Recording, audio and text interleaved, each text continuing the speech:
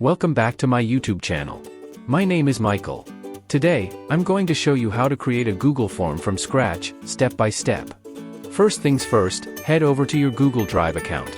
If you don't have one, you'll need to create it. Once you're in, click on the plus new button, hover over More, and select Google Forms. Next, let's start a new form.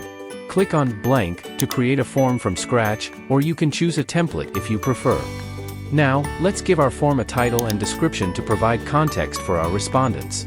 Click on Untitled Form at the top left corner and enter your title and description. Great! Now it's time to add some questions. Click on the plus icon to add a new question.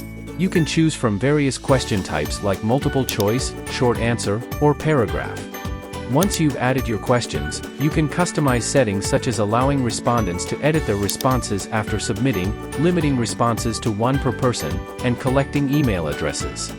Now let's make our form visually appealing. Click on the color palette icon to choose a theme and customize the appearance of your form to match your preferences. Before sharing your form, it's a good idea to preview it. Click on the eye icon to see how your form will appear to respondents.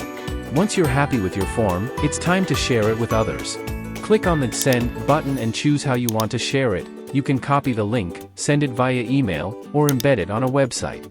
Lastly, as respondents fill out your form, their responses will be collected in a Google Sheet spreadsheet. You can access these responses by clicking on the Responses tab and selecting View Responses in Sheets. And there you have it. You've successfully created your own Google form. Feel free to customize it further and monitor responses as they come in. Thanks for watching, and I'll see you in the next video.